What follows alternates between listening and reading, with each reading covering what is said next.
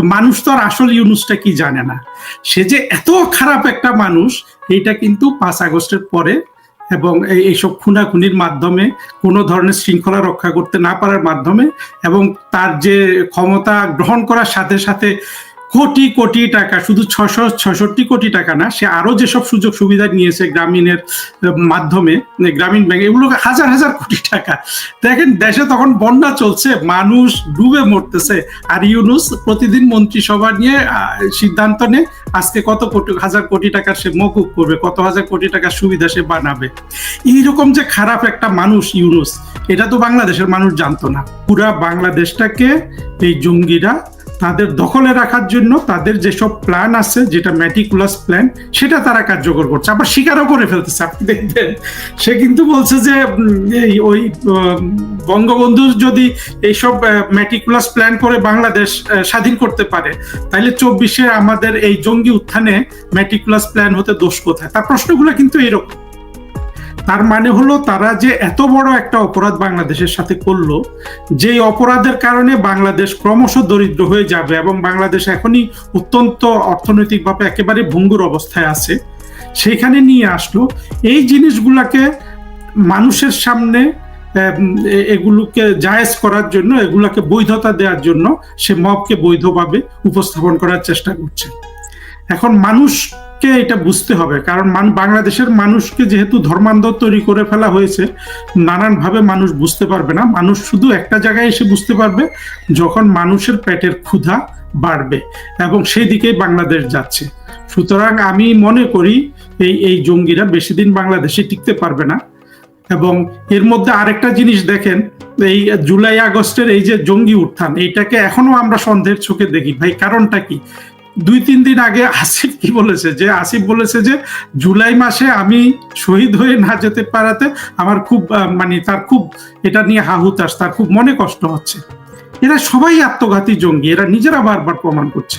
হ্যাঁ, এই জঙ্গিগুলো এখন মনে করেন যে ইউনূস চাইলেও জঙ্গিদেরকে কোনোভাবে সে নিয়ন্ত্রণ করতে পারবে না। ভবিষ্যতে যদি বিএনপির হাতে এরা ক্ষমতা অর্পণ করে, বিএনপি চাইলেও কিন্তু এই জঙ্গিদের কোনোভাবে এরা নিয়ন্ত্রণ করতে পারবে না। কেন পারবে না জানেন? কারণ জঙ্গিরাই কিন্তু এই পুরো জিনিসটা ঘটিয়েছে। জুলাই আগস্টের যে যাকে তারা বিপ্লব বলছে, যাকে তারা গণ অভ্যুত্থান বলছে। এখন তারপরে এই জঙ্গিদের কারণে আরো কেন বেশি ক্ষতি হবে? কারণ হলো জঙ্গিদের মনে কখনো শান্তি থাকে না। জঙ্গিরা চায় যে দ্রুত মরে গিয়ে বেহেশতে চলে যেতে। এইটা হলো জঙ্গিদের মূল এজেন্ডা। এই জন্য আসিফের এখনো দুঃখ হয়, এত কোটি কোটি, শত হাজার কোটি টাকা এরা দুর্নীতি করেছে, এত কিছু পরেও তার এখনো দুঃখ থেকে গেছে যে সে কেন জুলাইতে আত্মাহুতিটা দিতে পারলো না। কারণ জুলাইতে আত্মাহুতি দিয়ে গেলে ওরা যেটা বিশ্বাস করে যে ওইখানে বেহেশতে যাওয়ার পর ওরা 8,000 হুরি পাবে। এটা 32টা 72টা বলে, যারা বড় সংখ্যাটা বলতে লজ্জা পায়, কিন্তু মূল যে বিবরণ সেখানে 8,000 পর্যন্ত হুরির কথা বলা হয়েছে। সুতরাং 72 বলুন 8,000 বলুন, এতগুলা হুরির সাথে সে যে জীবন পাবে সেটার লোভে সে এখনো কিন্তু তার হতাশা রয়ে গেছে, সেটা ফুলফিল হয় নাই দেখে। ফলে মাহফুজ বলুন, আসিফ বলুন, হাসনাত, সার্জিস, এগুলো সব আত্মঘাতী জঙ্গি। এবং আত্মঘাতী জঙ্গিদের কাজই হলো অশান্তি জিইয়ে রাখা, যতক্ষণ পর্যন্ত না সে খুন হয়ে যায়। সুতরাং এই জঙ্গিরা যতদিন খুন না হবে ততদিন এরা বাংলাদেশে অশান্তি জিইয়ে রাখবে। হারুন ভাই, একটা জিনিস আপনি খেয়াল করে মাহফুজের বক্তব্যে নানা সময়গুলো আছে, 70-এর নির্বাচনের কথা নাই। আচ্ছা, ওটা তারা যেমন অনির্বাচিত, আওয়ামী লীগ অনির্বাচিত কোনো ছিল না। 70-এর নির্বাচনের মাধ্যমে একটা নির্বাচিত নেতৃত্ব ছিল, সেটা সে ডেলিবারেটলি অ্যাভয়েড করে গেছে। আর মবকে জাস্টিফাই করতে গিয়ে বললো স্বাধীনতার পরে বিহারিরা মবের শিকার হয়েছে। স্বাধীনতার পরে বিহারিদের যে ঘটনাটা, এটা তো এটা একটা বিস্তৃত প্রেক্ষাপট। বিহারিরা যে কিছু মারা যায় নাই সেটা আমরা অস্বীকার করব না, কিন্তু বিহারিরা কি করেছিল আপনার মুক্তিযুদ্ধ চলাকালীন, তাই না? এবং মুক্তিযুদ্ধের মতো দেশ স্বাধীনের একটা বড় প্রেক্ষাপটকে যখন তার জঙ্গি উত্থানের সাথে মানে জঙ্গি উত্থান এবং বাংলাদেশকে জঙ্গিদের মতো একটা রাষ্ট্র কায়েম করার মতো যে স্বপ্ন, সেইটাকে সে আমাদের মুক্তিযুদ্ধের স্বপ্নের সাথে যখন ইকুয়েট করে ফেলছে, তখন কিন্তু সে এই কথাগুলো বলছে যে ওই বিহারীদের উপর মব হয়েছে, এখন বাংলাদেশের মুক্তিযুদ্ধের পক্ষের, স্বাধীনতার পক্ষের মানুষের উপর মব হতে দোষ কোথায়? মূল যুক্তিটা তো এখানে। তো এটা হলো কি, এটা আমাদের সমাজ এটাকে আজকে কেন মাহফুজ এখনো টিকে আছে, কারণ হলো আসলে যেটা অত্যন্ত দুঃখের কথা, সেটা হলো বাংলাদেশে মুক্তিযুদ্ধের চেতনা কায়েমে আওয়ামী লীগ সরকার যে মেধা, প্রজ্ঞা, চিন্তার সমন্বয়ে কাজ করার দরকার ছিল, সেটা না করাতে আজকে মাহফুজদের উত্থান হয়েছে। এবং ভবিষ্যতে জননেত্রী শেখ হাসিনা যখন এই সরকার আবার গঠন করবে, এবং গঠন যে করবে এতে আমার কোনো সন্দেহ নাই, আমি আশা করব এই মেধা, প্রজ্ঞা, চিন্তার সমন্বয়ে বাংলাদেশ থেকে স্বাধীনতা বিরোধীদের একেবারে সম্পূর্ণরূপে রাজনৈতিকভাবে তাদের রাজনৈতিক ক্ষমতাটাকে শূন্য করতে হবে। অন্য কিছু যদি আমরা নাও করি, অন্য কিছু করার দরকার নেই, এদের রাজনৈতিক ক্ষমতাটাকে একেবারে নির্বিষ করে দিতে হবে। না হলে কিছুদিন পর পর, কয়েক বছর পর পর মুক্তিযুদ্ধের পক্ষে শক্তি এসে দেশটা গড়বে, এরা এসে সব লন্ডভন্ড করে ধ্বংস করে দিয়ে চলে যাবে। আপনি হারুন ভাই খুব তৎপর, ফেসবুকে লিখছেন, নানা কথা বলছেন, সরাসরি কথাবার্তা বলছেন, আমরা আর কাউকে দেখছি না। যেমন আপনি একটা লিখেছেন যমুনায় গিয়ে ঢুকতে হবে, যমুনায় ঢুকে ইউনুসকে বের করে আনতে হবে। এই শক্তিটা তৈরি হচ্ছে না কেন? এই ভয়েসটা তৈরি হচ্ছে না কেন? আপনার কি মনে হয়? এই ভয়েসটা আসলে তৈরি করতে হবে মুক্তিযুদ্ধের পক্ষে শক্তিকে, প্রধানমন্ত্রী শেখ হাসিনার নেতৃত্বে। এখন সেটা নিশ্চয়ই ওনার নিজস্ব চিন্তা ভাবনা আছে কিভাবে কি হবে, কিন্তু এই ইউনুসকে বের করে আনাটা কিন্তু হবে। কেন হবে জানেন? একেবারে সমাজের সব শক্তিও যদি নিষ্ক্রিয় থাকে, ইউনুস এবং জঙ্গিদের দ্বারা বাংলাদেশের যে ক্ষতি হচ্ছে, এর যে অর্থনৈতিক ইম্প্যাক্ট, সেটা তো দেশের সাধারণ মানুষের উপর পড়বে। সাধারণ মানুষ যতই জঙ্গি বান্ধব হোক, যখন পেটের ক্ষুধা, আপনার ঘরের চাল এবং তার নিত্যদিনের ওষুধপত্র কেনার এই কাজগুলো করার জন্য যখন তার হাতে কোনো টাকা থাকবে না, তখন সে অনেক বেশি রিয়েলাইজ করবে। এবং আমার কি মনে হয় জানেন বাড়ি ভাই? আমার মনে হয় এই গত বছরের জুলাই আগস্টে যে জঙ্গি উত্থানটা হয়েছে, এই উত্থানটার যে আমরা যা কিছু অভিজ্ঞতা পেলাম, এটা যদি মুক্তিযুদ্ধের পক্ষে শক্তি আসলে বলে লাভ নাই, আওয়ামী লীগ, কারণ আমরা এখন প্রমাণ পেয়েছি যে আওয়ামী লীগ ছাড়া বাংলাদেশে মুক্তিযুদ্ধের পক্ষের কোনো শক্তি কিন্তু নাই। আমরা দেখি জামাত এবং কমিউনিস্ট পার্টি এই ইউনুসের দুই পাশে গিয়ে বসে থাকে। তাহলে তো আমরা আর আসলে কমিউনিস্ট পার্টি বলেন, অন্যান্য পার্টিগুলোকে আমরা মুক্তিযুদ্ধের পক্ষের শক্তি বলতে পারছি না। মুক্তিযুদ্ধের পক্ষের শক্তি এখন বলতে হবে যারা ইউনুসের রাজনৈতিক বন্দোবস্ত, ইউনুসের রাজনৈতিক যে ভাগ বাটোয়ারার বাইরে আছে সেই শক্তিগুলা। সেখানে আমরা এমনকি জাতীয় পার্টিকেও ধরতে পারি মুক্তিযুদ্ধের পক্ষের শক্তি। যেভাবেই হোক, তাদের যতটাই তাদের আদর্শগত দুর্বলতা থাকুক, কিন্তু পরিস্থিতি তাদেরকে কিন্তু মুক্তিযুদ্ধের পক্ষের শক্তি বানিয়ে ফেলেছে। সেইভাবে 14 দল যারা ছিল এবং এদের লিডিং পজিশনে আওয়ামী লীগ, এরাই মুক্তিযুদ্ধের পক্ষের শক্তি। এরা যদি, আমি যে কথাটা বারবার বলতে চাচ্ছি, যে চিন্তা, মেধা, প্রজ্ঞার সমন্বয়ে বাংলাদেশকে গঠন করার চেষ্টা করে, এবং জুলাই আগস্টে আমরা যে চরম যে ধরনের হিংস্রতা দেখলাম এবং সেই হিংস্রতা এখনো দেখছি, এইটার 72 সাল থেকে এটার কিন্তু একটা সুরাহা হওয়ার দরকার ছিল, যেটা হয় নাই।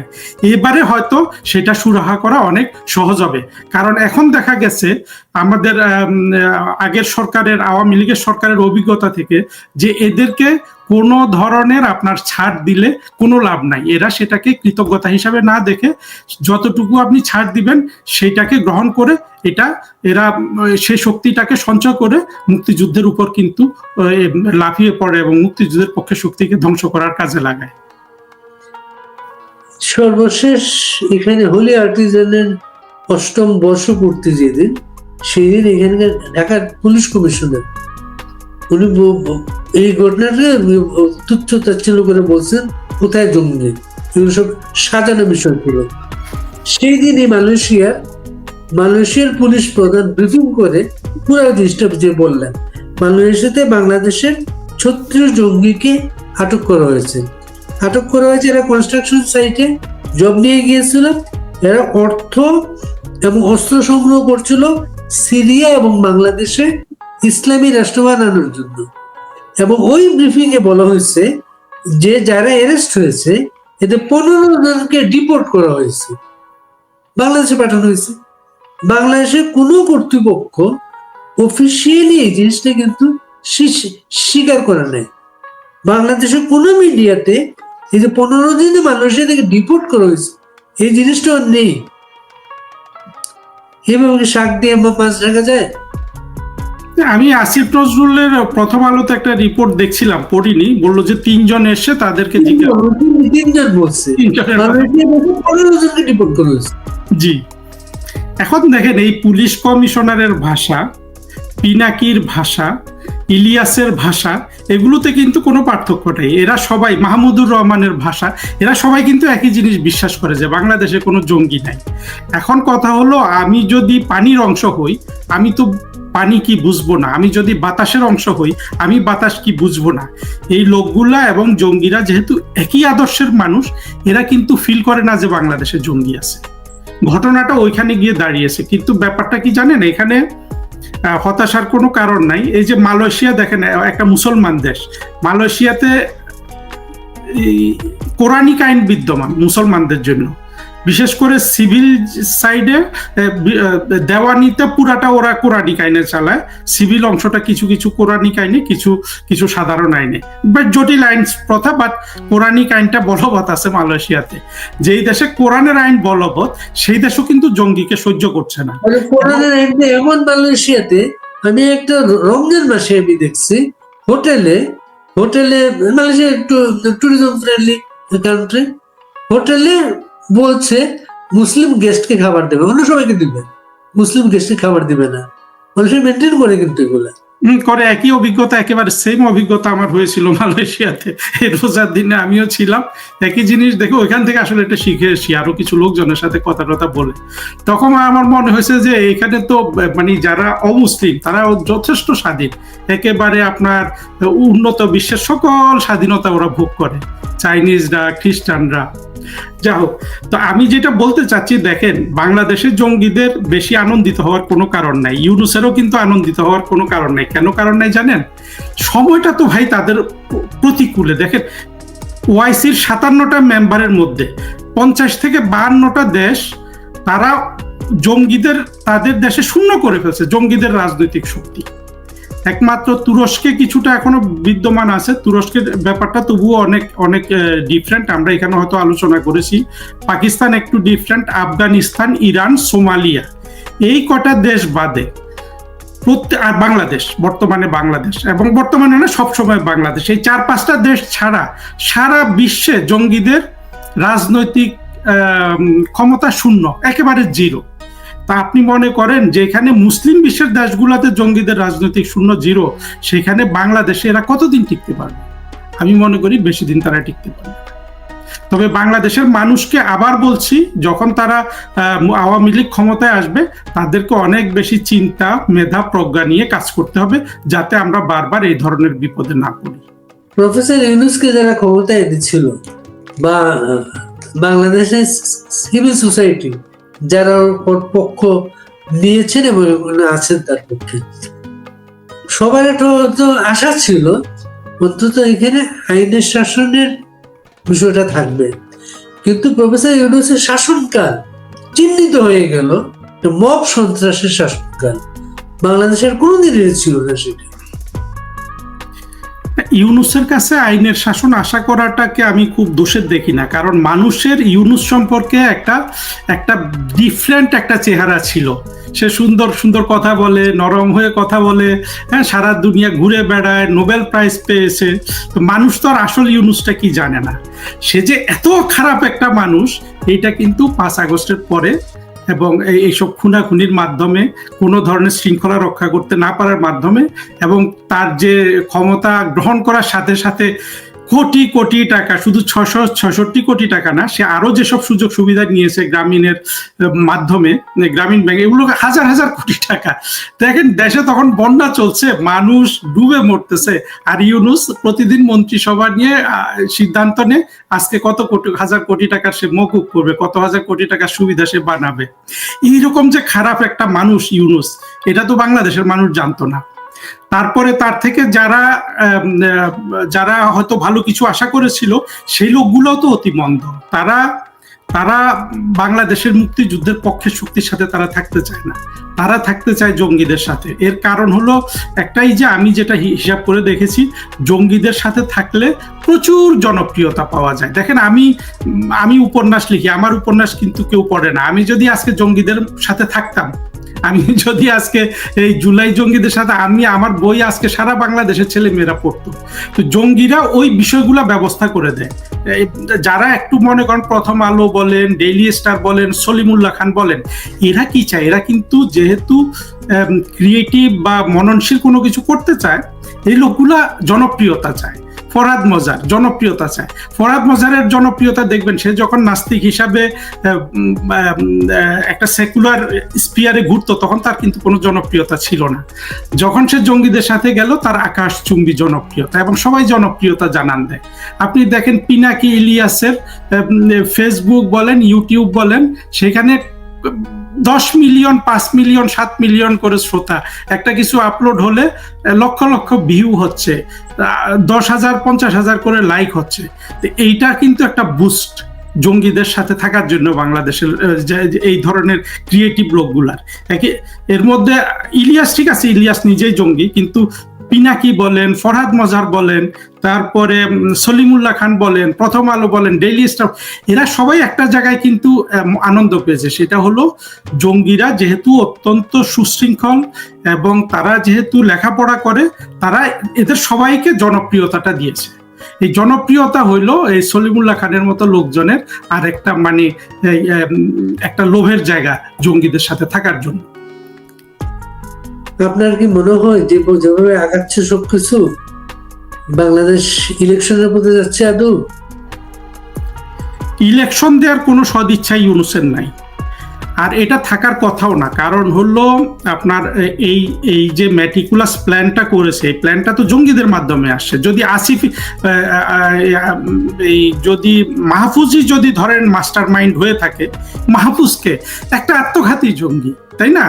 এখন আত্মঘাতী জঙ্গি, তাদের নিয়ারেস্ট অ্যাসোসিয়েট হলো মৌলবাদী দলগুলা, জামাতে ইসলাম, আরো মুসলমান, আরো যারা আছে খেলাফত। তো ওরা কি এত সহজে এত বড় একটা বিজয় তারা পাইলো 5 আগস্ট, সেটা খুব সহজে বিএনপির হাতে ছেড়ে দিতে চাইবে না। সুতরাং এই লোভে কিন্তু বিএনপির মধ্যে, এই পক্ষের মধ্যে একটা দ্বন্দ্ব চলছে। সেই দ্বন্দ্বে যদি মৌলবাদীরা টিকতে না পারে, তাহলে হয়তো বিএনপিকে ইলেকশন দিয়ে তারা ক্ষমতায় বসানোর চেষ্টা করবে। আমার ধারণা এই কাজগুলো হবে। কিন্তু যেটা হবে না সেটা হলো বিএনপি ক্ষমতায় থাকলেও এই জঙ্গিরাই কিন্তু বাংলাদেশকে ডমিনেট করবে যতদিন না আওয়ামী লীগ সরকার ক্ষমতায় আসে। ফলে বাংলাদেশের মানুষের এবং বাংলাদেশের অর্থনীতির যে আজকে একটা ক্রমাবনতি, এইটা আওয়ামী লীগ পুনরায় ক্ষমতা আসা পর্যন্ত এইটা কিন্তু বন্ধ হবে না। অর্থাৎ আপনি এটা কত বছর পরে হবে সেটা আমি বলতে পারবো না, কিন্তু আমি এটা বলতে পারি বাংলাদেশের মানুষ প্রতিদিন একটু করে দরিদ্র হবে, একটু করে অনিশ্চিত হবে, একটু করে তারা অনিরাপদ হবে যতদিন এই ট্রেনটা চলবে। অর্থাৎ 5ই আগস্ট যারা একসাথে ছিল, সে হেফাজত বলুন, জামাত বলুন, এই আসিফ বা মাহফুজের মতো জঙ্গিরা বলুন, কিংবা বিএনপি বলুন, এরা যতদিন রাষ্ট্রকে দখল করে রাখবে কিংবা ইলেকশন করেও ক্ষমতায় আসবে, একটা জিনিস বাংলাদেশের মানুষ পাবে না, সেটা হলো অর্থনৈতিক উন্নতি। অর্থনৈতিক অবস্থা প্লাস বিনিয়োগ আসবে না বাংলাদেশে। একটা বিনিয়োগ আসতে পারে যদি প্রচুর তেল বা আপনার গ্যাস পাওয়া যায়, যেখান থেকে একেবারে ইমিডিয়েটলি মানি মেক করা যায়, সেই জায়গায় যদি সেই ধরনের কিছু বিনিয়োগ আসতে পারে।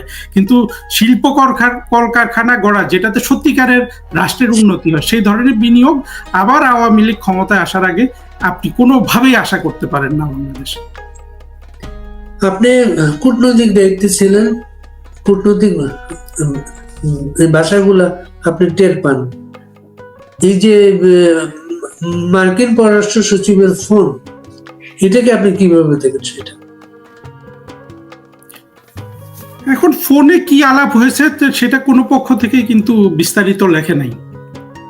আমি যেটা বুঝি ইউনূসের কাছে যা কিছু চাচ্ছে রেগুলার একটা তাগাদা দেয়া, যেহেতু কোয়াডের একটা মিটিং ছিল, ইন্ডিয়ান ফরেন মিনিস্টার ওইখানে যাচ্ছে, তার আগে রুবিও হয়তো মার্কিন যে পররাষ্ট্রমন্ত্রী, foreign secretary, secretary of state, উনি হয়তো বাজিয়ে দেখলো যে ইউনূস কতদূর তার মানে কতদূর অগ্রগতি হয়েছে। তবে আমি মার্কিনীদের বলবো যে তারা আসলে ইউনূসের কাছ থেকে কিছু আশা করে লাভ নাই। তাদের উচিত বাংলাদেশের মূলধারার রাজনীতি যারা করে সে আওয়ামী লীগের সাথে এসব নিয়ে কথা বলা। কারণ ইউনূস যাই দিবে সেটা কিন্তু খুবই ক্ষণস্থায়ী হবে এবং বাংলাদেশ ভয়াবহ বিপদের সম্মুখীন হবে। কোন মিডিয়াতে আসছে পাকিস্তান, চীন, বাংলাদেশ একটা মিটিং এর পরে এটা চীনের দিকে ঝুঁকে যাচ্ছে কিনা এটার জন্য ফোন হইতে পারে, সেটা হইতেই পারে। কারণ হলো দেখেন, ওই মিটিংটা কিন্তু ওরা খুব প্রচার করেছিল যে বাংলাদেশের যে এখন যে অ্যাক্টিং ফরেন সেক্রেটারি আছে না, বা হয়তো চলে গেছে, যে ছিল সে, এবং পাকিস্তানেরও এরকম অ্যাক্টিং ফরেন সেক্রেটারি বা একজন, এবং চীনের ওই কুনমিং অঞ্চলের একজন, এরা তিনজন হাত ধরাধরি করে একটা বিশাল ছবি আমার কাছে এসেছিল এই ঘটনাটা হওয়ার পরে। কিন্তু পরে কিন্তু আবার যে তৌহিদ হোসেন, অর্থাৎ ইউনূসের আন্ডারে যে কয়টা কাণ্ড জ্ঞান সম্পন্ন লোক আছে তাদের একজন, ওইটা নিয়ে কিন্তু ব্যাখ্যা দিয়েছে যে না, আমরা কোনো জোট বা কিছু করতে যাচ্ছি না, ওইটা জাস্ট একটা মিটিং ছিল। তো অ্যাকচুয়ালি ইউনূস আলটিমেটলি মহাবিপদে নিজেও পড়ে যেতে পারে, এবং ইউনূসের পরিণতি সাদ্দাম হোসেন বা গাদ্দাফির মতো হলে কিন্তু অবাক হওয়ার কিছু থাকবে না। কারণ হলো ইউনূসের বোঝাই গেল যে রাজনীতি বলুন, পররাষ্ট্রনীতি বলুন, কিংবা রাষ্ট্রের জন্য কোনো একটা ভালো কাজ করার কথা বলুন, এইসব ক্ষেত্রে ইউনূসের কোনো ধরনের অভিজ্ঞতাই নেই। ইউনূসের একটাই অভিজ্ঞতা আছে, কিভাবে সে বাটপারি করবে, কিভাবে মিথ্যা তথ্য ছড়াবে, কিভাবে যে ব্রিটেনে গিয়েও মিথ্যা কথা বলবে, নিউ ইয়র্কে গিয়েও মিথ্যা কথা বলবে, এবং সে একটা গোয়েবলস টাইপের একটা টিম কিন্তু অলরেডি গঠন করে নিয়েছে, এবং ডাস্টবিন নামে একটা ছেলেকে পেয়েছে, অত্যন্ত অত্যন্ত একেবারে আপনার আমি বলবো সুযোগ্য তার ডাস্টবিনটা। তো এরা মিলে এই তো কোনো ধরনের ভালো কাজ করার জিনিস তো ইউনূসের মাথায় নাই। আজ পর্যন্ত দেখেন প্রায় 1 বছর হতে চললো, ইউনূস কি বাংলাদেশের জন্য একটা ভালো কাজ করেছে? কেউ কি বলতে পারবে যে এই কাজটা ভালো করেছে? আপনি আওয়ামী লীগকে কতটা অ্যাক্টিভ দেখতেছেন এই সময়ের জন্য? আমি তো তেমন অ্যাক্টিভ দেখছি না, কিন্তু আমার যেটা ভালো লাগে, আওয়ামী লীগের যারা গ্রাসরুট লেভেলের যারা সমর্থক, যারা ছোট ছোট অঞ্চলের নেতা, তারা কিন্তু যথেষ্ট, তারা একেবারে বসে আছে একটা মাত্র নির্দেশের অপেক্ষায়। শেখ হাসিনা যেদিনই নির্দেশ দিবেন, আমি যেটা লিখেছিলাম, ওরা গিয়ে ঠিকই কিন্তু এই ইউনূসকে যমুনা থেকে বের করে নিয়ে আসবে। এইরকম স্পিরিট নিয়ে কিন্তু গ্রাসরুট লেভেলের আওয়ামী লীগের সমর্থকরা এখন দিন গুনছে। জামাত সর্বশেষ একটা কথা বলেছে, দেশে নির্বাচনের কোনো পরিবেশ নাই। এইটা বলে হয় কি, থলের বিড়ালটা বের হয়ে গেল। এটা যে প্রধানমন্ত্রী শেখ হাসিনাও কিন্তু বলেছেন ইউনূস কিন্তু কিছুতেই ইলেকশন দিবে না। তারপরে আপনার অনেকেই সংশয় প্রকাশ করছে যে ইলেকশন হবে না। কিন্তু জামাত এতদিন কথাটা কিন্তু কিছু বলতো না, তারা মাঝে মাঝে বলতো ইলেকশন দিক, মাঝে মাঝে এটা সেটা বলতো, কিন্তু শেষবারে একেবারে আউটরাইট তার মনের কথাটা বের হয়ে গেছে। অর্থাৎ এই মাহফুজরা, আপনি যেটা বললেন যে 70-এর ইলেকশনের কথা কিন্তু তার স্টেটমেন্ট গুলাতে নাই, তার ফেসবুক পোস্টে নাই। অর্থাৎ ওরা কিন্তু সুচিন্তিত ভাবে কাজগুলা করছে যাতে ইলেকশনটা না দেয়া যায়। এবং ইলেকশন না দেওয়ার কথাটা আমি একটু আগে যেটা বললাম, দেখেন এই জামাত বলুন, মাহফুজদের এই লাল সন্ত্রাসীগুলা বলুন, এরা এমন একটা এখন লোভের এবং লাভের জায়গায় বসে আছে, পুরা বাংলাদেশটাকে নিজেদের মতো গ্রাস করা, নিজেদের মতো শাসন করা। এই লোককে অতিক্রম করে বিএনপিকে কিন্তু তাদের কাছ থেকে ইলেকশন বলুন, এটা সেটা আদায় করতে বলুন। কিন্তু বাংলাদেশে আওয়ামী লীগ ছাড়া তো কোনো ইলেকশন বৈধ হবে না। যদি আপনি ওই যে 18-র ইলেকশন, 14-র ইলেকশন, এসব ইলেকশন নিয়ে কথা বলেন, এখন যদি আওয়ামী লীগ সেই ইলেকশন যদি না থাকে এবং আওয়ামী লীগকে যদি যথাযথ সম্মানের সাথে এবং তার যতটুকু অধিকার আছে সেই অধিকারের সাথে ইলেকশন কন্টেস্ট করতে না দেয়া হয়, তাহলে তো এই ইলেকশন দেশে বিদেশে কোথাও গ্রহণযোগ্য হবে না। সুতরাং ইলেকশন দিবে কি দিবে না এইটার মধ্যে আমি বিশ্বাস করি ইউনূস ইলেকশন দিবে না, কারণ ইউনূস সর্বা ততদিন যতদিন ইলেকশন না। আর ইউনূস সর্বা থাকা মানে না থাকলে কিন্তু ইউনূসের যা কিছু অপরাধ সে করেছে 5 আগস্ট থেকে প্রত্যেকটা অপরাধের বিনিময় তাকে বাংলাদেশকে বুঝিয়ে দিতে হবে, এবং সেটা শুরু হবে যেই দিন সে ক্ষমতা ছাড়বে, অর্থাৎ প্রধান উপদেষ্টার পদ ছাড়বে। সেখানে বিএনপি আসলেও কিছু কিছু কাফারা তাকে দিতে হবে। বিএনপি কি তাহলে ইউনূসকে বিশ্বাস করে সমস্যায় পড়লো? বিএনপি ইউনূসকে বিশ্বাস করেছে কিনা সেটাও তো আমরা জানি না, কারণ এই নিয়ে অনেকে অনেক ধরনের কথাবার্তা বলে। হাস্যোজ্জ্বল ছিল, কিন্তু দেখেন এখন তারেক রহমানের বাংলাদেশে আসছে না কেন? তারেক রহমান বাংলাদেশে না আসলে উনি প্রধানমন্ত্রী হবে কিভাবে? নানান হিসাব নিকাশের ভিতরে আছে, যার অনেকগুলো আমি জানি না। শুধু আমি এটা জানি বিএনপি একটা ভালো সমস্যার মধ্যে আছে। তারা যেভাবে ভেবেছিল যে এই ক্ষমতাটা আমাদের হাতে চলে আসলো, সেটা দিন দিন দীর্ঘায়িত হচ্ছে। এবং এদের মধ্যে একসময় মারপিট হলেও, মানে এই যে গৃহযুদ্ধ বলে, তো আসলে গৃহযুদ্ধটা হবে বিএনপি আর এই জঙ্গিদের মধ্যে। এখানে আওয়ামী লীগ এই গৃহযুদ্ধে অংশগ্রহণ করার দরকার নেই, কারণ এরাই এদেরকে হয়তো কয়েকদিন পরে দেখা যাবে একজন আরেকজনের প্রতিপক্ষ হয়ে মারপিট শুরু করে দিয়েছে। এবং মাহফুজ তার সবকিছু স্বীকার করার পরে এই যে তার বিচারের যে উদ্যোগটা নেওয়া হয়েছে, এটার কোনো ইয়ে থাকে? একদম না। তাদের প্রতিটা কাজই অ্যাকচুয়ালি, বিষয়টা হলো কি, এইভাবে এত বেআইনি ভাবে পুরোপুরি একটা ডাকাত গোষ্ঠীর মতো রাষ্ট্র দখল করা, এটা পৃথিবীর ইতিহাসে কোথাও হয়েছে বলে আমার জানা নাই। ফলে এই যে একটা হাস্যকর ডাকাত সিস্টেম চলে আসলো এবং যে মবক্রেসি করে রাষ্ট্র শাসন করা, এইটা তো 100 বছরের ইতিহাসে নাই। সেই ফ্যাসিস্টদের ছিল, যেমন এই মুসোলিনি আর হিটলার, এরপরে ইউনূস এই কাণ্ড কারখানাটা করে দেখালো। এবং সেখানে আমার আবারও বলতে ইচ্ছে করছে, কতটা দুঃখ লাগে দেখেন, ফ্যাসিস্ট শেখ হাসিনাকে ফ্যাসিস্ট বলে ইউনূস ফ্যাসিস্ট হিসাবে, পুরোপুরি ফ্যাসিস্ট হিসাবে কিন্তু সে আবির্ভূত হলো। কিন্তু যেটা দেখবেন যে এই মাহফুজদের এই যত কথাই বলুক, আলটিমেটলি এগুলা সব বাংলাদেশের মানুষের ক্ষুধা, দারিদ্র এগুলার কাছে পরাজিত হবে। মুক্তিযোদ্ধা মন্টু, মোস্তফা হোসেন মন্টু, ওনার স্মরণ সভায় মুক্তিযোদ্ধারা দিয়েছিলেন এবং বেশ লাউডলি তারা কিছু কথাবার্তা বলেছে। এটা কিন্তু প্রথম, কিন্তু অনেকদিন পরে। আপনি কি খেয়াল করেছেন এটা? আমি খেয়াল করেছি। আমার কাছে মনে হয়েছে আজকে জঙ্গিরা যেভাবে উত্থান হয়েছে, এই উত্থানটা যদি 2006 সালে হতো বা 7 সালে হতো, তাহলে এতদিনে ওদের আরো অনেক বেশি বিপদের সম্মুখীন হতে হতো।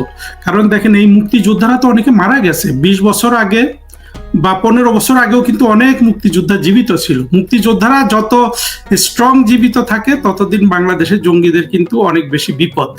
2024 সালে এসে আমরা কেন জঙ্গিদেরকে এতটা ডমিনেন্ট পজিশনে দেখছি, এর একমাত্র কারণ হলো যে আমাদের অনেক মুক্তিযোদ্ধা কিন্তু মৃত্যুবরণ করেছে।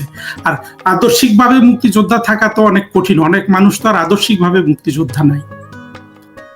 তবে এই ডাকটা শুধু উনি দিয়েছেন না, সময় যত যাবে নানান কর্নার থেকে এই ডাকটা আসবে যে এই জঙ্গিদের, ইউনূসের জঙ্গি বাহিনীকে পরাজিত করার জন্য মানুষকে রাস্তায় ডাকা হবে।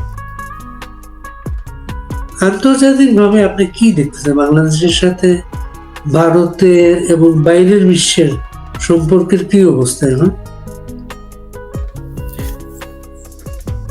আমি যেটা বুঝি, ভারত পুরো বিষয়টা পর্যবেক্ষণ করছে এবং যুক্তরাষ্ট্র ইউনূসকে টোটালি প্রোটেক্ট করছে এবং চীনও কিন্তু পর্যবেক্ষণ করছে। সবাই পর্যবেক্ষণে রেখেছে, কিন্তু সবার ভেতরে একটা চিন্তা আছে যে এটা তো পুরোপুরি ইউএস ব্যাকড একটা মবক্রেসি। ফলে আমার ধারণা সবাই সতর্কভাবে তাদের এই বাংলাদেশের উপর তাদের যে ভবিষ্যৎ কি ধরনের পলিসি হবে সেগুলোর কথা চিন্তা ভাবনা করছে। এদেরকে দেখে আসছি, ওসব মাহফুজকে আমি একটু পরে লোকেট করেছি, মাহফুজ একটু পেছনে থাকতো। তো এখন দেখেন মাহফুজ, প্রথম কথা হলো ইউনূসের যে সরকার, এটা নিয়ে আমি যদি সার্বিকভাবে চিন্তা করি আমার শুধু হাসি পায় আর অনেক কষ্টও লাগে, সেটা একটা জিনিস আছে। কিন্তু দেখেন মাহফুজরা যেটা করছে, এর মাধ্যমে এরা কিন্তু আমাদেরকে অনেক অপমান করছে।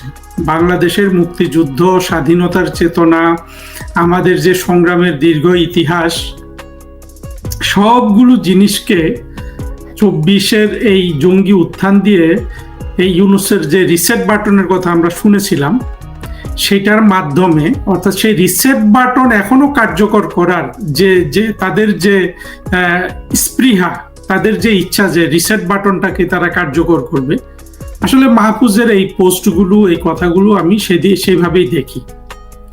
আমাদের প্রথম কথা হলো যে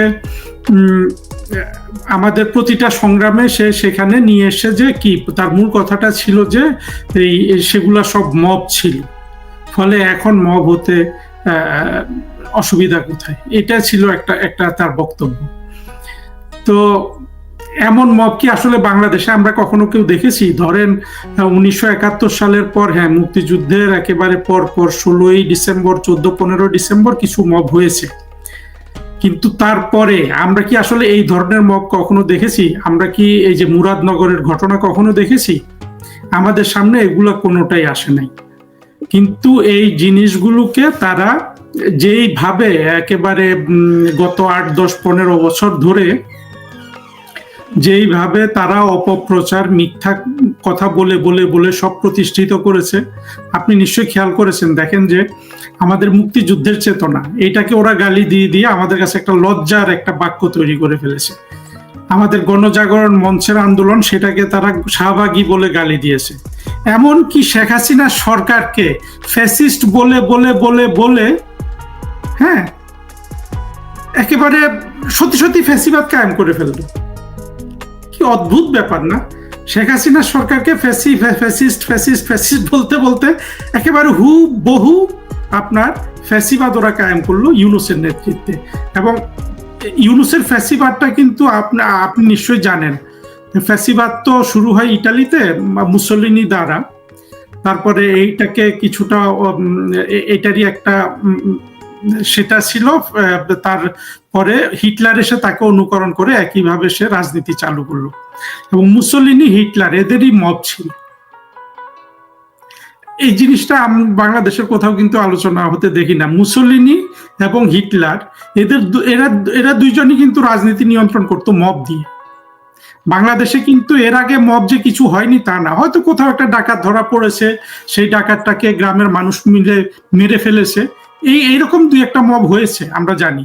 কিন্তু একেবারে রাষ্ট্রীয় পৃষ্ঠপোষকতায় জঙ্গিদের পাঠিয়ে যাকে সাজা দিতে হবে, যাকে রেপ করতে হবে, যাকে উচ্ছেদ করতে হবে, যার বাড়ি ডাকাতি করতে হবে, প্রত্যেককে মব নাম দিয়ে এইভাবে মানুষ মেরে ফেলা, এইভাবে মানুষের উপর অত্যাচার করা, এটা কিন্তু বাংলাদেশ আগে কখনো দেখেনি। এবং এই মব কিন্তু হলো যে ফ্যাসিবাদেরই একটা অংশ। আমরা শুধু যদি হিটলারের ঘটনাগুলো দেখি এবং মুসোলিনির ঘটনাগুলো দেখি, আমরা দেখব যে তারা ছোট ছোট ছোট মব করে সবাইকে, যেমন হিটলার অনেক মব করে জার্মান কমিউনিস্টদের সে আক্রমণ করত, হ্যাঁ, এমনকি সে মব করে এটা অনেক বড় ঘটনা আছে, জার্মানির যে পার্লামেন্ট, সেখানে একটা আগুন লেগেছিল, সেই আগুন কমিউনিস্টরা আগুন লাগিয়েছে বলে এই কমিউনিস্টদেরকে হিটলার অনেক মব ক্রিয়েট করে অনেক কমিউনিস্টদের মেরে ফেলেছে। আজকে বাংলাদেশে আমরা সেটা দেখছি। তাহলে দেখেন পুরো জিনিসটা আমি আরেকবার বলি। প্রথম কথা হলো, ওরা আমাদের মুক্তিযুদ্ধের চেতনাকে গালি দিয়ে দিয়ে এটাকে একটা লজ্জায় পরিণত করে ফেলছে, যেন মুক্তিযুদ্ধের চেতনা কথাটা বলা আমাদের জন্য লজ্জাকর হয়ে দাঁড়ায়। শাহবাগী বলে বলে গণজাগরণ মঞ্চের যেই আন্দোলন ছিল সেটাকে শাহবাগী বলে গালি দিয়ে দিয়ে একটা গালিতে পরিণত করেছে। শেখ হাসিনার একটা বৈধ মুক্তিযুদ্ধের পক্ষের এবং দরিদ্র বান্ধব একটা সরকারকে ফ্যাসিস্ট ফ্যাসিস্ট ফ্যাসিস্ট ফ্যাসিস্ট বলে বলে ঠিকই ইউনূসের নেতৃত্বে ফ্যাসিবাদ কায়েম করে ফেললো। সেই ধারাবাহিকতায় মাহফুজ এখন এই মবটাকে জায়েজ করতে চাচ্ছে, মাহফুজ এবং ডাস্টবিনও করতে চাচ্ছে। ডাস্টবিন তো বলেছে যে এরা মব না, এরা হলো প্রেসার গ্রুপ। তার মানে হলো